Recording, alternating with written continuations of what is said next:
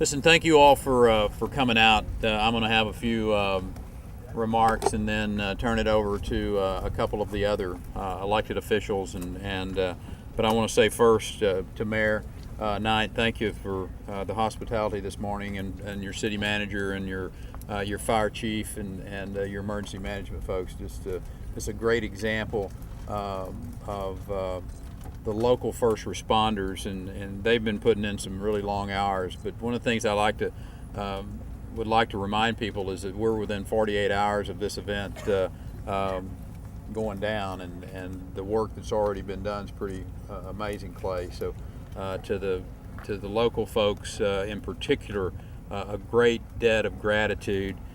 Just a great job, the people of Lancaster and in particular in North Texas in general.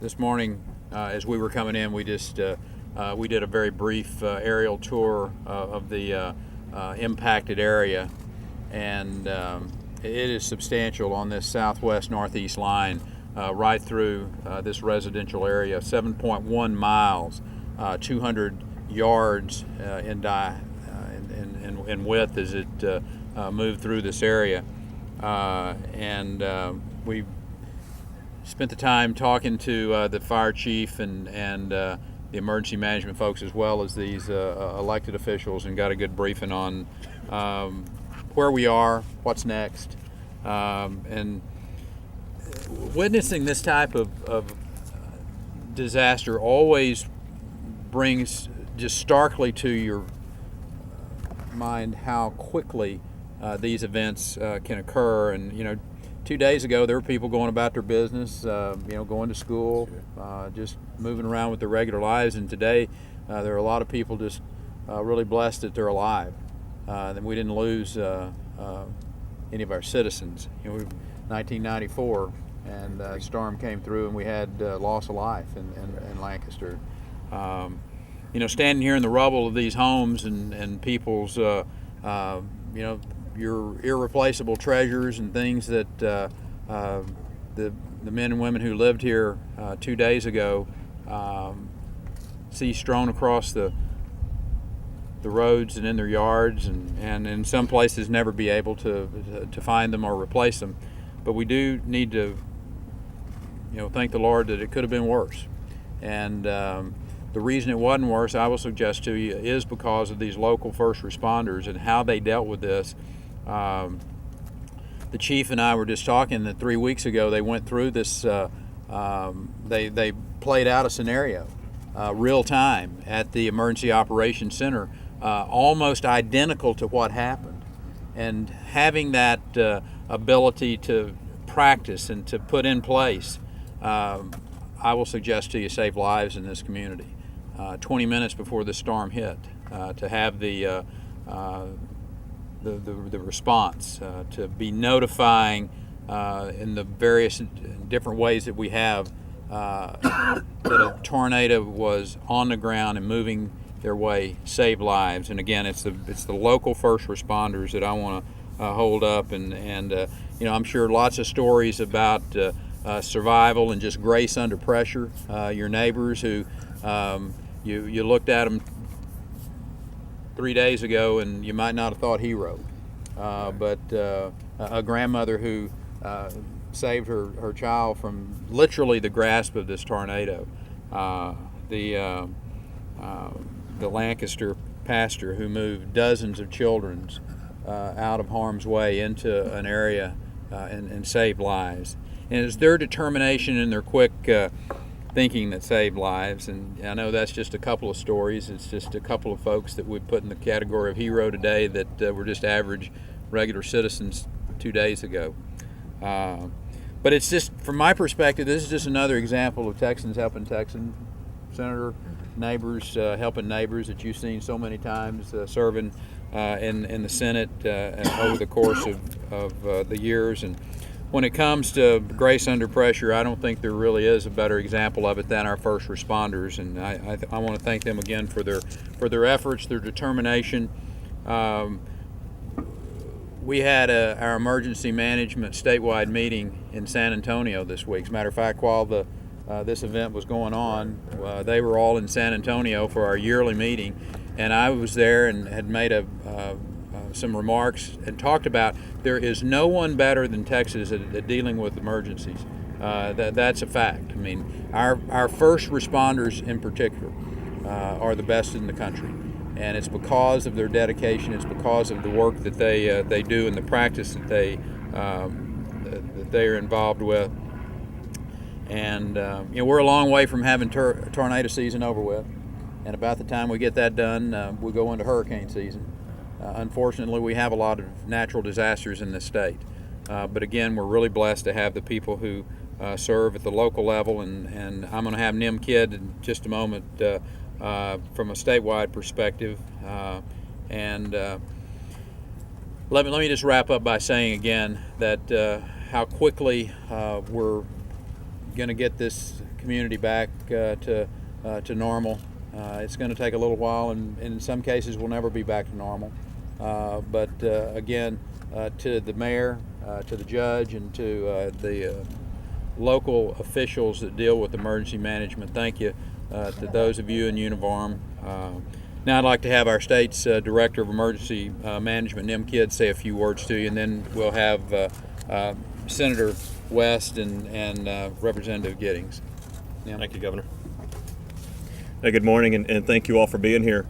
There are 3 parts that we need to have successful operations, and it's trained and responsible elected officials and first responders. This city has proven that.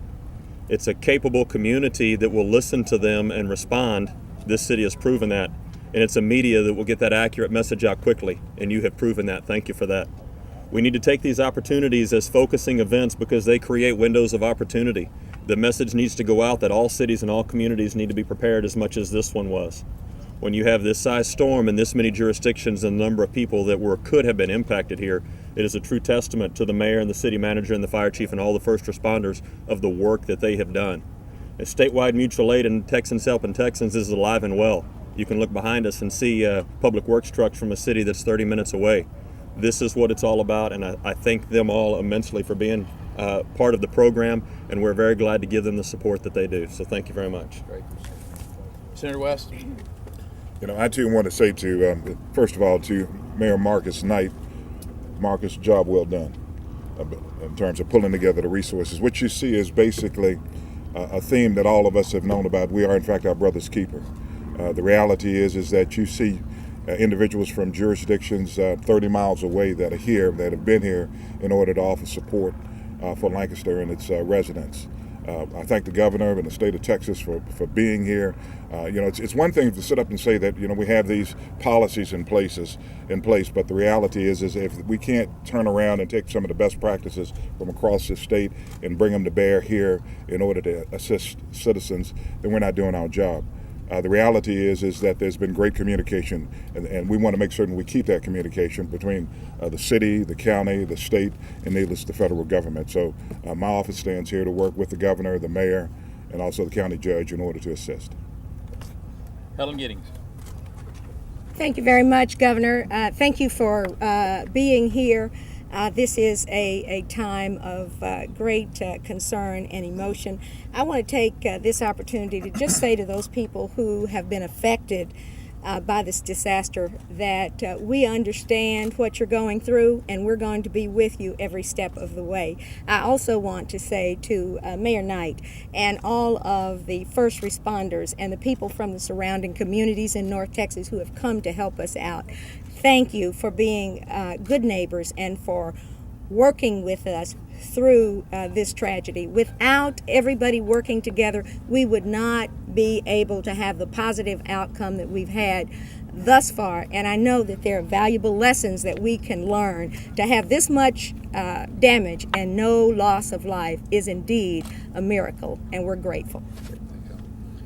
Listen again, Mr. Mayor, thank you for being a very cool operator under a lot of pressure. I know that you went into a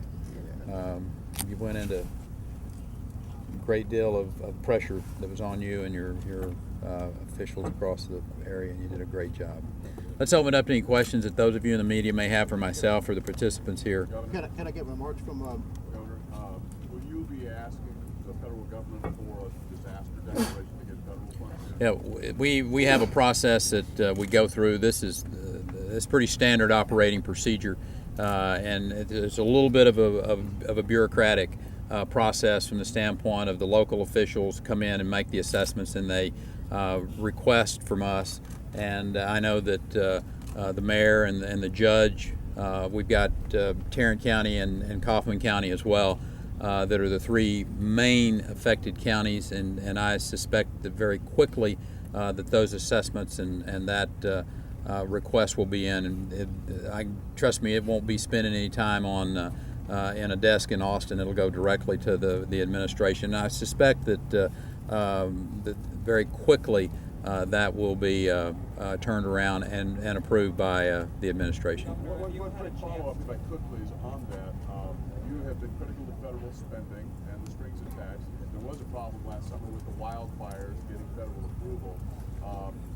Instead of doing that and the strings attached, and you're concerned over federal spending, why not just spend some of the rainy day fund money, in which there are billions and billions of state dollars there? Well, there are state dollars being expended right now, and I guess the short answer to your question is when Texans quit being required to send money to Washington, D.C., we'll quit asking for any of it back. Governor, let me ask you, have you had a chance to meet with some of the affected homeowners or businesses? If so, what were you able to tell them, and what assistance is the state providing the localities?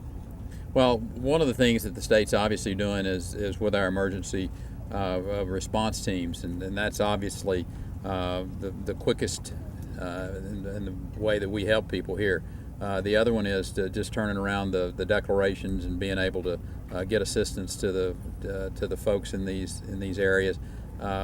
People who have insurance, they're going to be served by their insurance carrier. Those that don't, that's where FEMA will come into place, and the dollars will flow to them. So, again, this is nothing that we haven't dealt with before. The good news is we're very adept at it. We're very quick at it, and people will be served, and they'll be served quickly, not just by the state of Texas, but by the federal government and by the local folks as well. How would you describe what you saw today from the air? Well, it's stunning amount of devastation, and then 100 yards over, it looks like another beautiful bluebird day in Texas. When you look across the road back east, there's a high school. There's a community college. Those are untouched, thank goodness. But again, standing right behind me, there's some family who's lost practically everything that they own. So location of where the storm came through is always tragic from the standpoint of across the street someone's untouched and then someone's lost everything. So there are a lot of people across the state of Texas that have been impacted. I think there's 2,500 possible structures right here in this community that have been impacted. 2,500 possible impacted structures. So there's a lot of Texans whose lives have been impacted by this. Last question. What can be done better in the future? What went right, what went wrong? Well, Nim, let me let you address this. This is Nim Kidd has seen from Hurricane Katrina, Rita. He was the head of San Antonio's emergency management effort there, and I want to ask him because he's going to give you a real insight about what we've learned over the course of the last 7-8 years and how Texas has become, I would suggest to you, the most prepared state in the country for a disaster, and how quickly we're able to respond to these events. Nim? And we'll wrap it up with that. I'm sorry?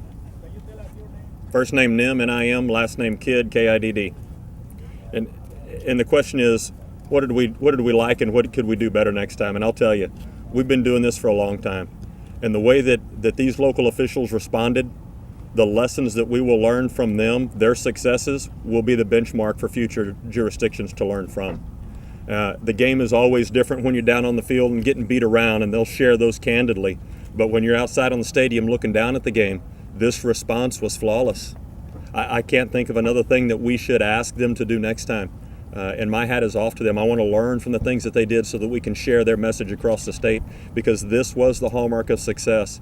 And that doesn't sound very good coming to somebody that's living behind us in this house and has lost everything. And Mother Nature does some really terrible things to us. But this community was ready. It pulled together, it responded, and I fully believe that it will continue the recovery process in a stellar fashion. I really do. Well, the residents that can't get home right now, I would understand that frustration. I've been locked out of my house and asked not to go back into an area after Hurricane Ike came across, so I understand it. I'm telling you, the decisions that the locals are making today for public health and public safety is paramount to the future of the success. There have been no loss of lives. There is no need for an additional injury. Let's take our time and do this right.